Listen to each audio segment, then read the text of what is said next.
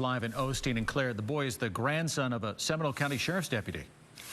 That's right, Jim. He is. And this is also a family that has known tragedy before, so they are really just heartsick here.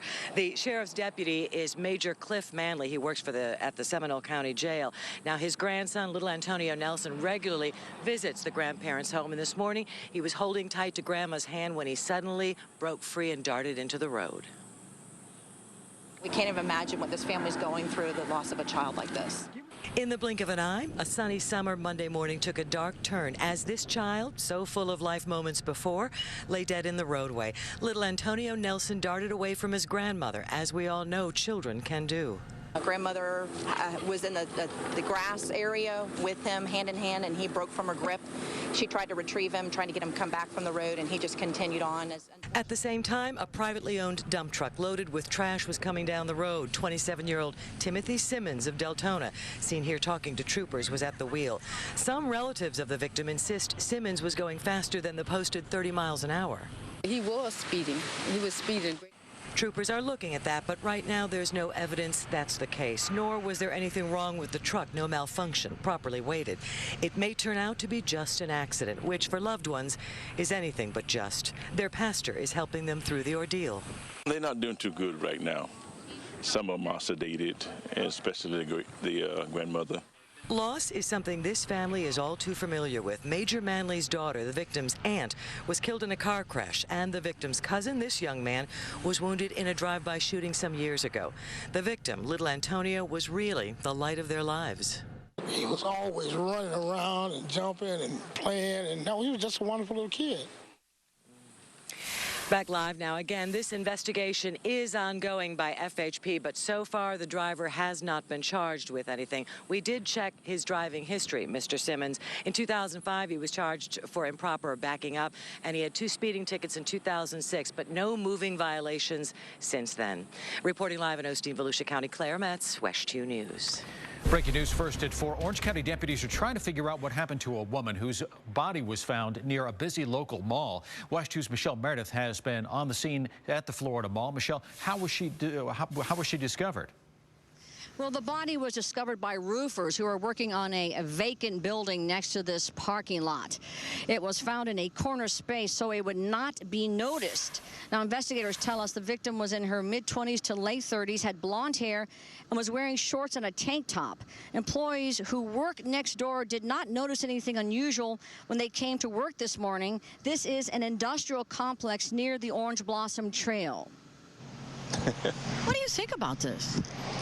It's kind of scary, to be honest with you, and something that happens so close to where you work every day. You never know when something's going to happen. So, yeah, it's concerning. So.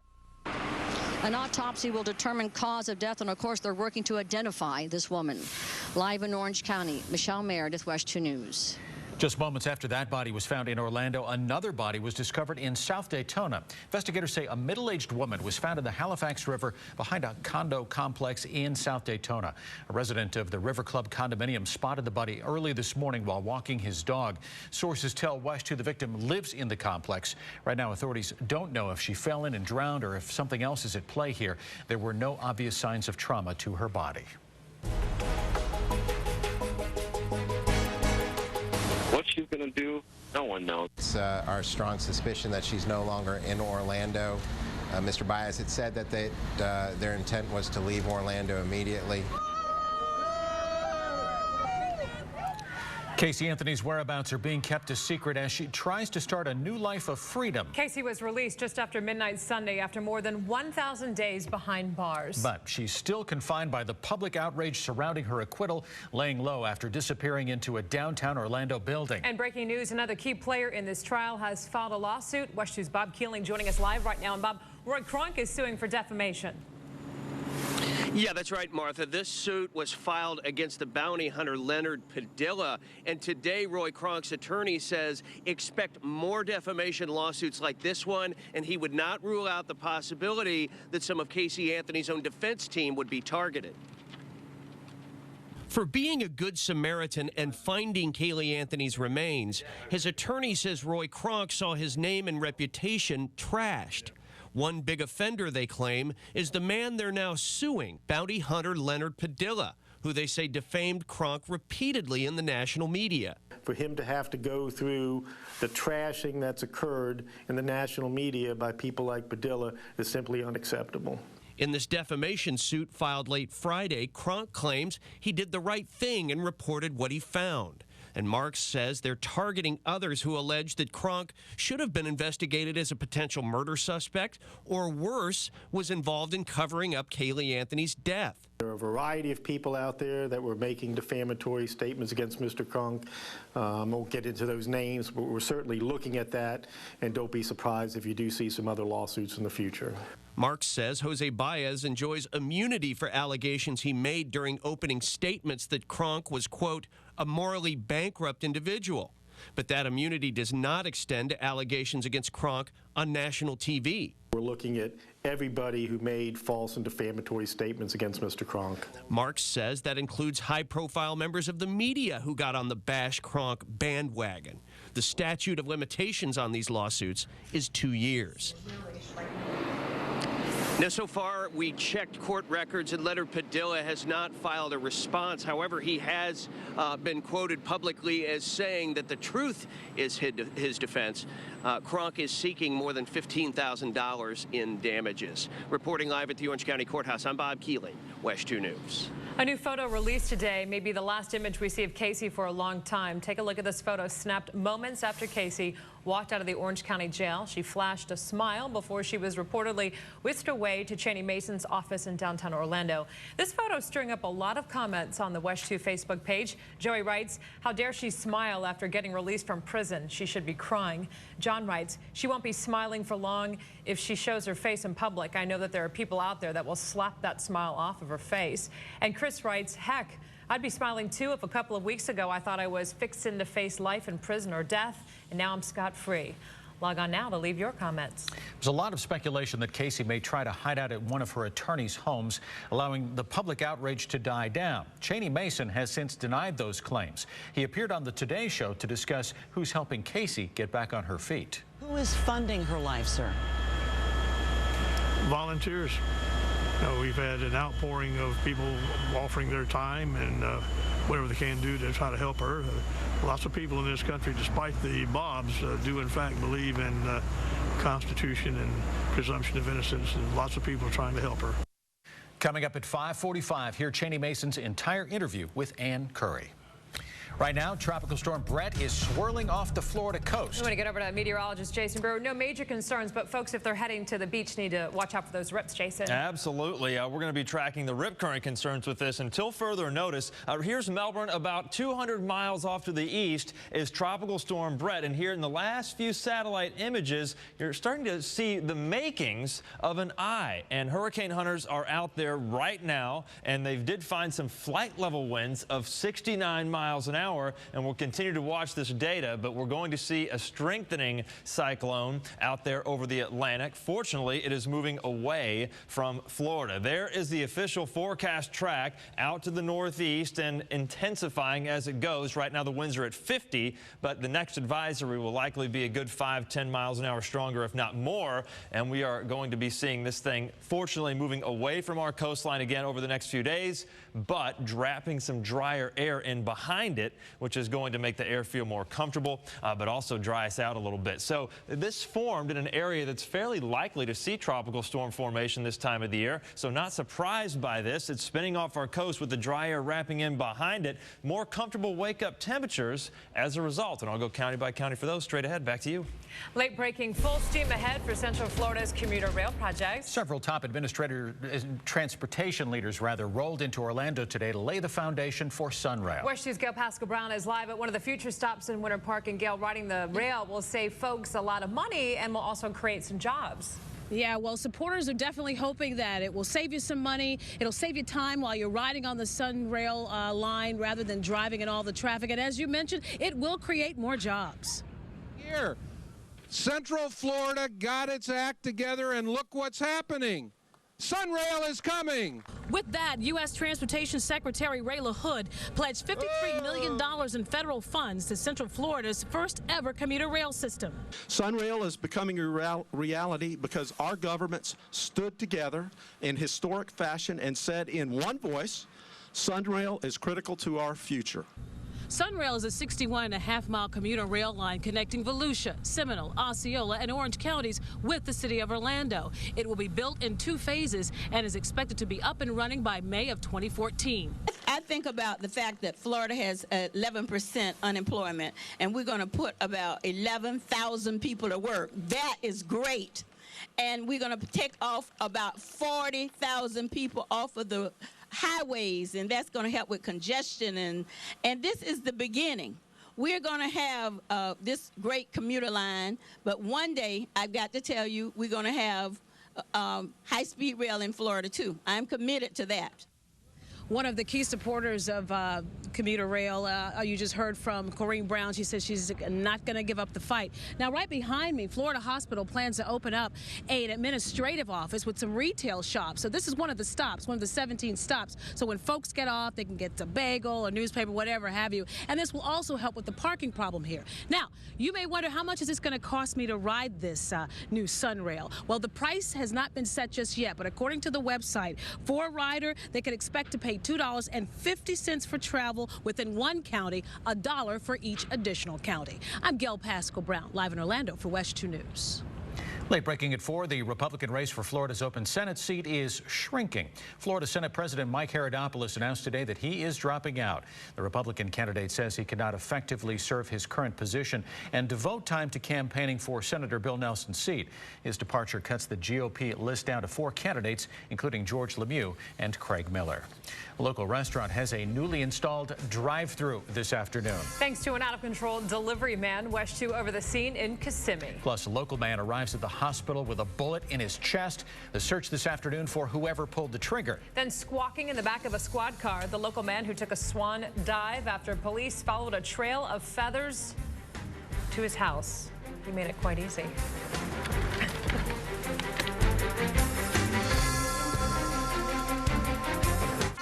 Local, live, late breaking. This is WESH 2 News first at 4 with Martha Zagalski, Jim Payne, and weather with meteorologist Jason Brewer. This is WESH 2 News first at 4 in high definition. New today, another swan stolen from Lake Eola. Only this time, the thief left a trail of feathers for police to follow. Take a look at this photo of the swan in the back of a squad car after it was found a few blocks away from the park. Investigators busted 24-year-old Jeffrey Smart with the hot bird in his backyard this morning. He's now facing grand theft charges. We just knew that there was a swan on the loose. The officers did an area check.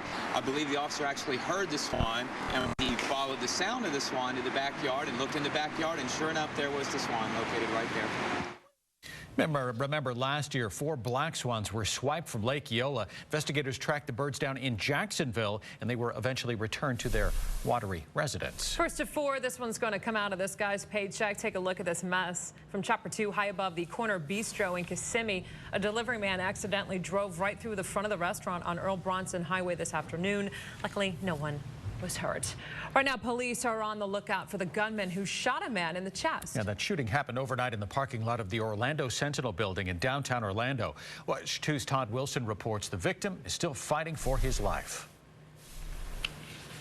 A cop walks the scene of an early morning shooting at the intersection of Concord and Magnolia in downtown Orlando.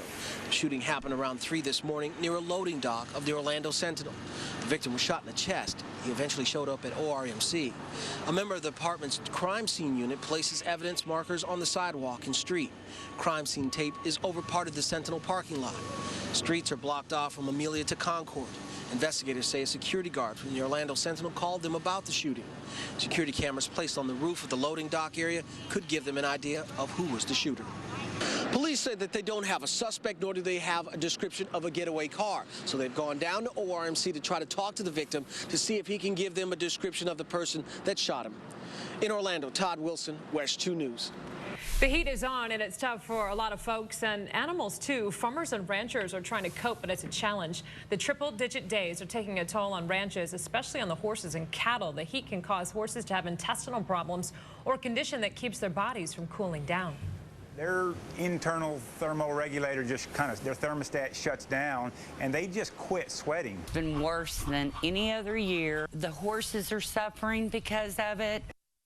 The demand for hay has gone up, and so has the price, putting a stress on ranchers' bottom lines. Yeah, much of the nation sweltering right now. Meantime, we have Brett right off the coast of Florida. And Brett is strengthening, but no concern for us. Here is meteorologist Jason Burr. That's the good news, but I want to give you an up-close and personal look here. This is our high-resolution visible satellite picture on the Viper radar, and you can see the Bahamas there on the bottom of your screen, and an up-close look there reveals what looks to be an eye trying to carve out right here in the center of Tropical Storm Brett. So hurricane hunters are out there. They're going to get some more information back for us, but it's likely a strengthening cyclone. Let me show you the storm tracker because we put the surface temperatures of the ocean on here. Look at this, mid-80s near the Bahamas, but still low 80s heading along its track. So it still has plenty of warm water to feed off of. And there's not a lot of that wind shear in the storm right now. So there's nothing to really disrupt it. And that's why Chief Meteorologist Tony Manolfi and I have been watching this thing and watching it strengthening slowly but surely as it moves out to the northeast away from Florida. Let me show you the radar picture here from the First Alert Storm Center. We do have some rain well south now as that northeast wind behind the system is keeping us dry. So rain chances almost nil going on through the evening, even across Brevard County. We have 88 in Orlando right now, 85 at Daytona Beach, and the muggy meter coming up on the more comfortable side, believe it or not.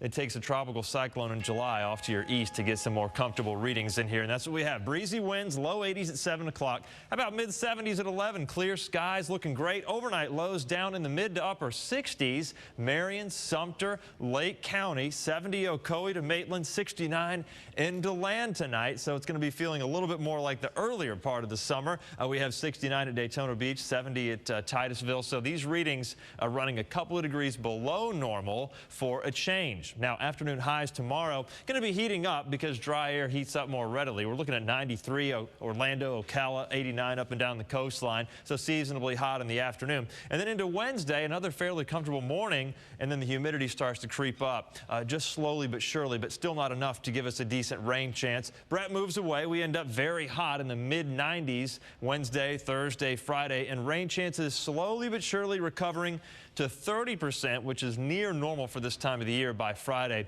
as our sea breezes start to collide again. All right, so your 7-day forecast, sunny, 74 at 8 o'clock in the morning. Get out and enjoy. 88 at noon tomorrow, 91 at 5, just a 10% rain chance. And then on Wednesday, we'll creep up to 20%, but that's still drier than normal for this time of the year. A little hotter on Wednesday as well. Thursday, Friday, 20-30% rain chance. That's going to carry us into the weekend, 95, 94, and just a scattering of afternoon storms. Martha and Jim. Several Marines have tried to land hot celebrity dates for this year's Marine Corps Ball. But one military man is aiming for a golden girl. The online invite for Betty White next.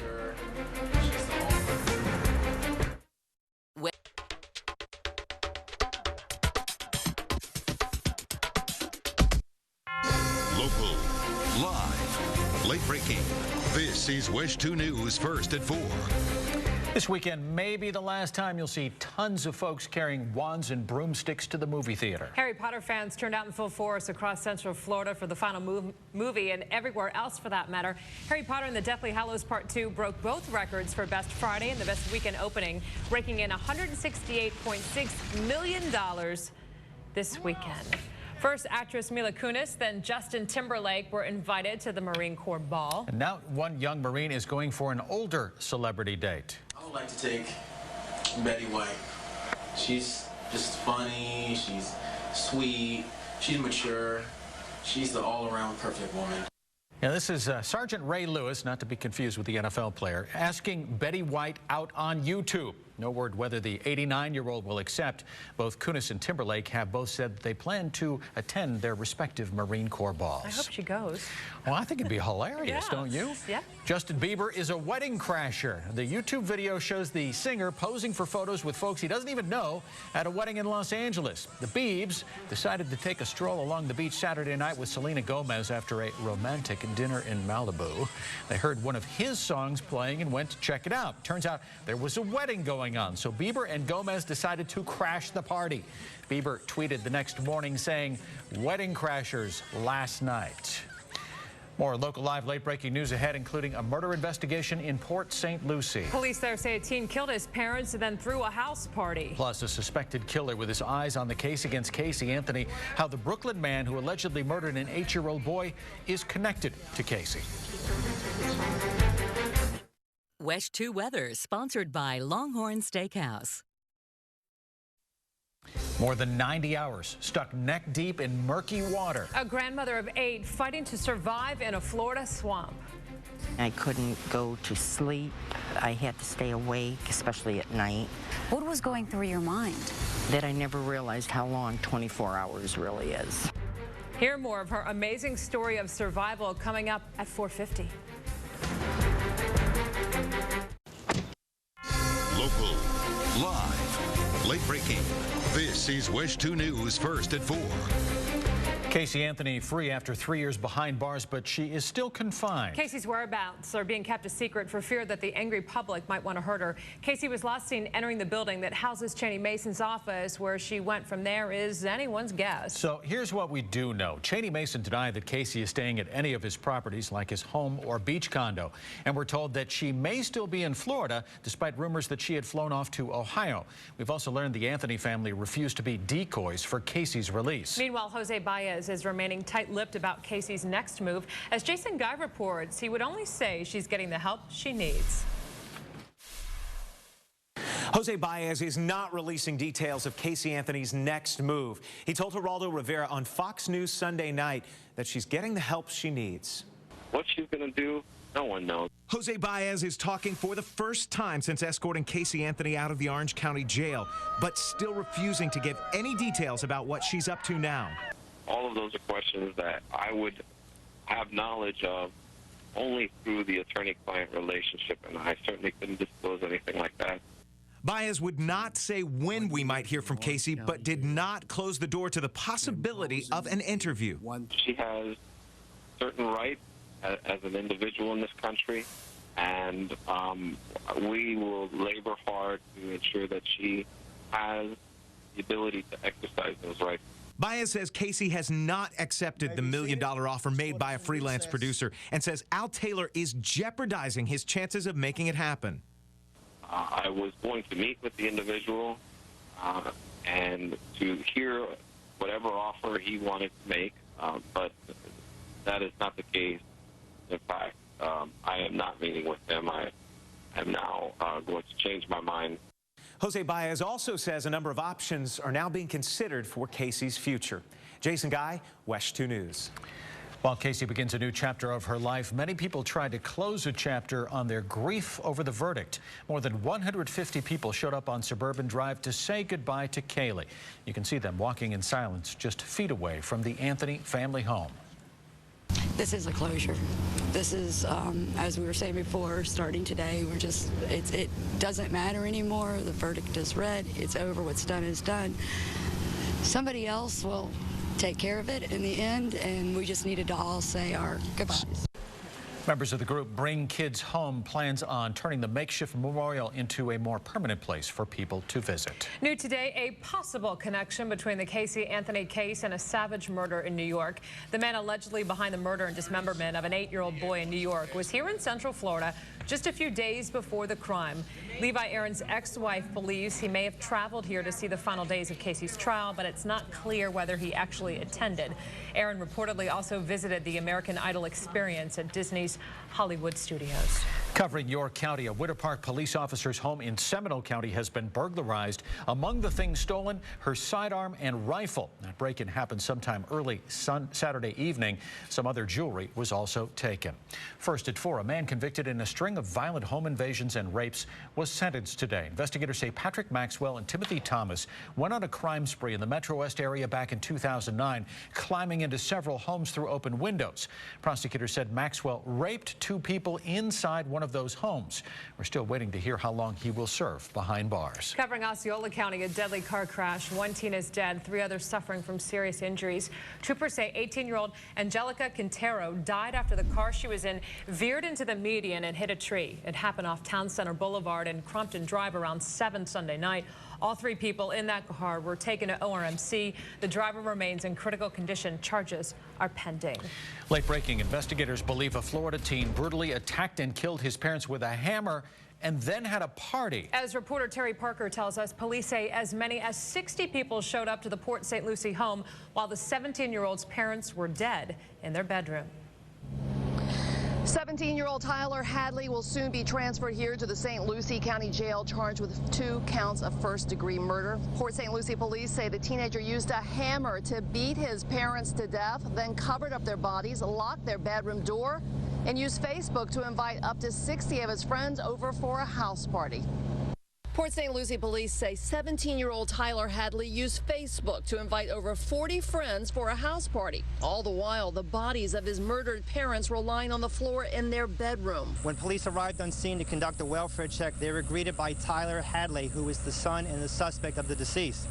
Once the officers were inside the house to conduct a welfare check, there was evidence that there was a house party, and also found inside the residence behind a locked master bedroom door were the deceased bodies of Blake and Mary Jo Hadley. Police say Blake and Mary Jo Hadley's bodies were covered with various household items such as folders, books, and clothes. The murder weapon found between them. Found lying between the bodies of the Hadleys was the hammer that was used to commit blunt force trauma to both the Hadleys' head and torso. Police say they don't yet know why Tyler Hadley may have killed his parents. It appears he wrote the Facebook invitation early in the afternoon before the murders. Just an invite to come out to the address that he's having a party.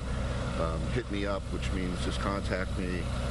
There were a couple of those that were given on his Facebook site. Sometime after the Facebook invitation and before the party, police say they believe Tyler beat his parents to death with a hammer like this one, covered their bodies, locked the bedroom door, and then entertained his friends. During the party and after the party, there was rumor that perhaps that Tyler may have killed his parents, and a partygoer may have made an anonymous tip. Well, the crime scene was certainly a merciless killing. It was brutal, and then the Facebook invitation, a party, you know, to have your friends and 40 to 60 people come over, I think speaks for itself. Detectives say when they arrived to do a welfare check Sunday morning that Tyler Hadley was nervous and pacing and told them that his parents were out of town. But they say a quick look into the locked bedroom revealed the gruesome scene there. Now Tyler Hadley will be charged with first-degree murder. In St. Lucie County, Terry Parker, WESH 2 News. New today, police say a fight over $2 landed a Florida woman behind bars. Jacksonville police say a man gave the $2 to Michelle McGraw in a restaurant parking lot. When he wanted the money back, McGraw allegedly ran him over with her car. That man was taken to the hospital with serious injuries. McGraw is facing several charges. A former NFL exec who was tackled by cops during a local sex sting expected to enter a not guilty plea today in court. WESH 2 first showed you this video of the bust last month. Lake County investigators say they busted 38-year-old Brian Weiss on Father's Day, right there, for trying to meet a 14-year-old girl for sex. The Tampa Bay Buccaneers manager was fired over the incident. He faces several charges, including traveling to have sex with a minor. First on 4, a Polk County jail guard accused of paddling nude children and sending videos of the spankings to an online boyfriend. Investigators say on several occasions, 45-year-old Robin Pagoria severely beat the 2 young girls while the cameras rolled. She admits to detectives that she bound the girls with handcuffs and hit them with a leather whip more than 50 times. She faces a number of charges, including child abuse and child pornography. Some local ex-felons are claiming they aren't getting a fair deal and they want their rights back. Right now, ex-felons don't get basic civil rights restored, like the right to vote, until 5 to 7 years after they've completed their sentence, parole, and paid fines. Community leaders in Paramore rallied together yesterday to try to change that. I find that we're fighting the same war that was fought back in the 60s to get our voting rights. They just turned it around and fixed it where we'd be in the same boat again. So we've got to continue to fight. Florida alone is home to nearly 1 million ex-felons.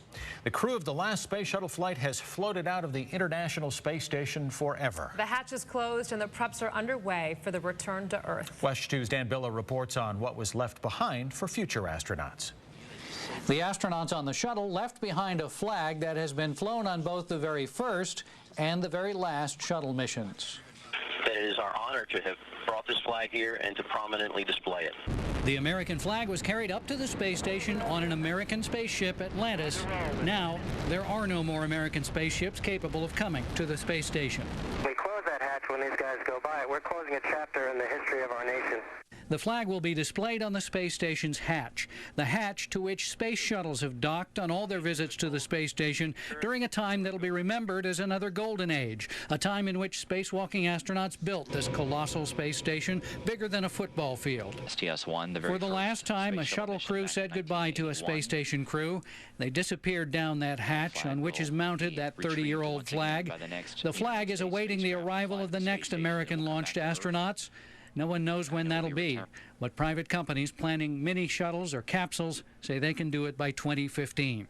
In the future, when another spacecraft docks to that hatch and with crew members on board, and we open that hatch, we are going to be opening a new era. Early tomorrow morning, Atlantis will undock from the space station in the first step of its last journey home, arriving Thursday morning at about 6 a.m.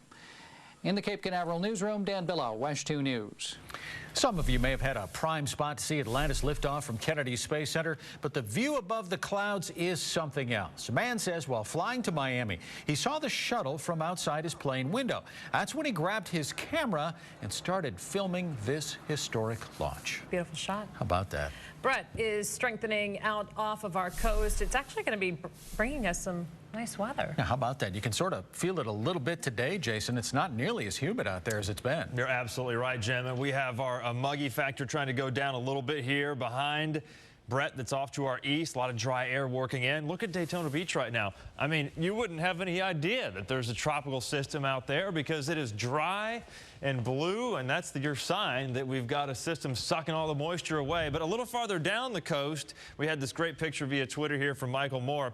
This is one of those backside rain bands, a cloud deck trying to move back in to southern Brevard County. So just a few miles making a big difference, and if you're able to enjoy your beach day or not today. Check out the wind gusts, anywhere from 18 to 24 miles an hour. So not particularly strong, but much breezier than we might normally see in the middle of summer. On Tuesday, seas are coming down a little bit, but they're still up 3 to 4 feet. And at the coast by Wednesday, very little sign of any tropical system out over the ocean other than the rip current risk. It'll be around really until further notice. So check in with Beach Patrol. Breezy for 7 o'clock, 82 degrees. How about mid-70s by 11?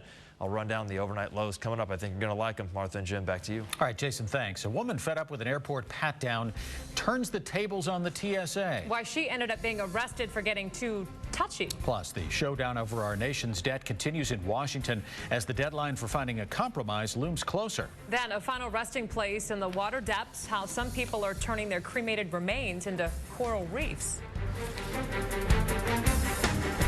Sunrise. Local, live, late-breaking. This is WESH 2 News First at 4 with Martha Zagalski, Jim Payne, and weather with meteorologist Jason Brewer. This is WESH 2 News First at 4 in high definition. Breaking news into the WESH 2 newsroom. We have just learned the identity of the body found in South Daytona. Investigators say Diane Trickett's body washed up in the Halifax River early this morning. They're now calling her death suspicious. Police say Trickett's live-in boyfriend called 911 after he reportedly found her behind the River Club condos while walking the dog. An autopsy is now underway. Debt talks continue in Washington with the president threatening his veto power. Yeah, we are now 15 days out from a debt ceiling extension deadline, and the Republicans are pushing for the cut, cap, and balance plan. That plan would allow the government to borrow an additional $2.4 trillion after big and immediate spending cuts. But the Obama administration says the president will veto that plan if it's presented. Why stick a gun to your head and say, well, there's only a bullet in one of the 6 chambers, so I'll spin it and pull it, and probably it won't happen. You're running a totally unnecessary risk, and you're sending a signal to the rest of the world that we really can't think ahead in this country. The Tea Party-backed plan would also require Congress to adopt a constitutional amendment to balance the federal budget. New surprising information about spouseonomics. A new study shows that a growing number of American couples at or near retirement rarely talk about finances. More times than not, it's the wife who's less engaged than the husband rather than the other way around. Young couples are being urged to start planning now for their retirement future. An inappropriate pat down at airport security, but it was a TSA agent getting groped. Police in Arizona say a woman refused a security screening at the airport. She was so angry that she grabbed a female TSA agent's breast. The passenger was arrested and charged with 1 count of felony sex abuse. A new study today shows that children who ride in cars with their grandparents are less likely to be hurt in a car accident. Researchers say only 1 in 15 children were injured in a crash when grandparents were behind the wheel. That's half as many than those driving with their parents. However, the study also found children were less likely to be wearing their seatbelts when with their grandparents. Buried at sea, but with a twist. People in one Florida city are turning their loved ones' cremated remains into reef balls. Yeah, these are concrete structures that will be a new home for sea life. Natalie Shepard shows us a new way for family members to say goodbye. David Kemp's final resting place is just where he wanted it to be, and his family is all taking part in making that happen. David just loved beautiful things. Put a little bit of water in there. So when he passed away last March, he made sure his family knew about Eternal Reefs. They traveled to Sarasota from Duluth, Minnesota, bringing David's ashes with them. Some of that will break away. Those ashes are mixed with cement and cast into something called a reef ball. It will then be placed into the ocean, a place David loved. Told us over the last several years, several times, that when he died, he would like to have his remains go in this direction. These concrete reef balls provide a new home for all kinds of sea life, and the fish move in almost immediately. Family members say it does give them some peace knowing their loved one's life will provide a home for new life.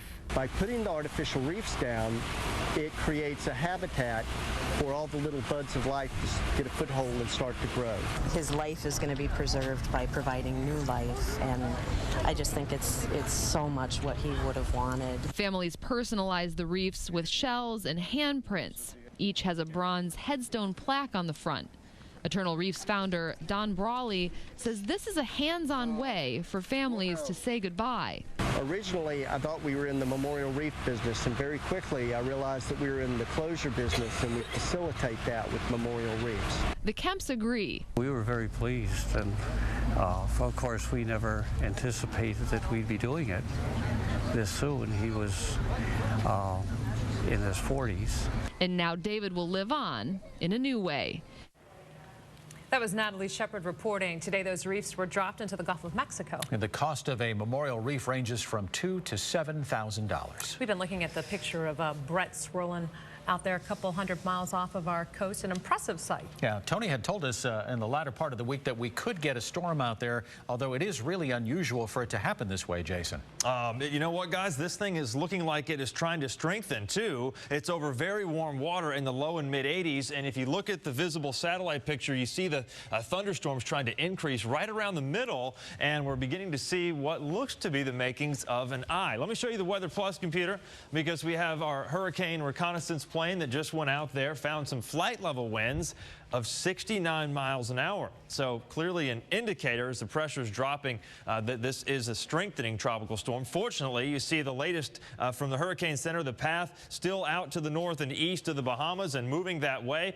50-mile-an-hour winds right now, and it's moving north-northeast at 6 miles an hour. So it's not moving too quickly, but you see the forecast models all clustered on an exit and nothing heading back toward our coastline. This is just an outlier, and it's been all over the place this entire forecast period. So we're not concerned about that an issue. All right, so temperatures right now on the more comfortable side behind Brett because it's wrapping in some breezy winds off the ocean. It's mid to upper 80s from the coast back inland, and the muggy meter showing up right there in the comfort zone for the middle of July. So that's what it takes is a tropical cyclone this time of year to get temperatures like this overnight. How about mid 60s for Ocala when you wake up in the morning? 70 in Winter Garden and Longwood as well, right around Orlando and Kissimmee. Kissimmee, temperatures a few degrees below average for this time of the year. Palm Bay, 70 degrees. Bunnell, you're in the upper 60s because that dry air is wrapping in behind Brett, and that dry air allows temperatures to drop in the overnight, but it also allows temperatures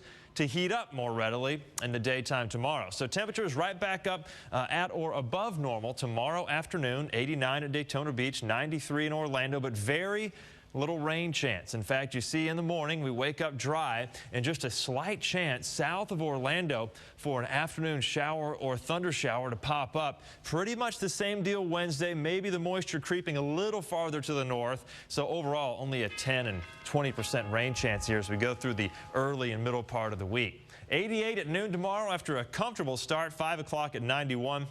High temperatures creep up even more on Wednesday. 95, humidity a little higher Wednesday. So tomorrow definitely the most comfortable day of the bunch, with Wednesday's outlook staying fairly dry until the afternoon, where we might see a 20% chance of a shower or storm. Same deal on Thursday, but by Friday on into the upcoming weekend, 30% storm chances return. Martha and Jim.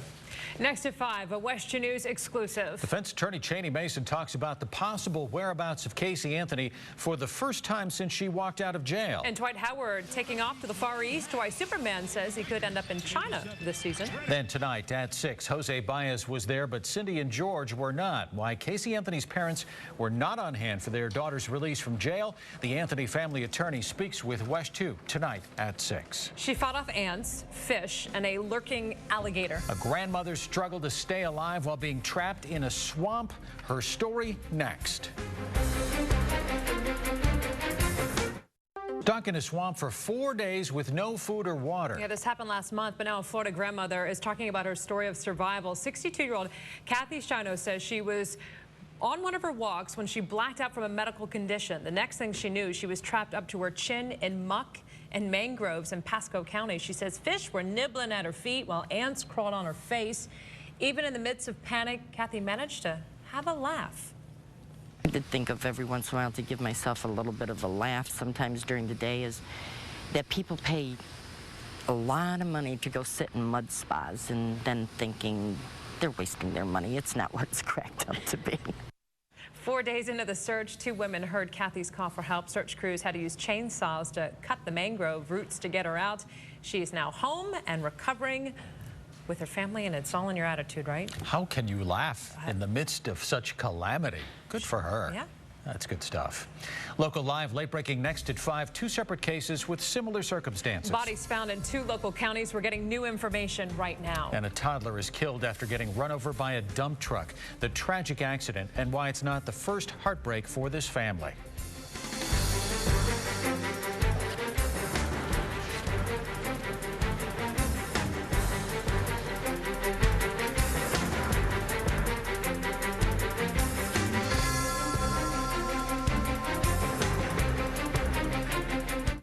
Exclusive at 5:45. Inside Team Casey, a candid interview with Cheney Mason. Casey's next move, where she's not, and whether she can even be found. When they blink, she'll be gone. The interview you won't see anywhere else at 5:45.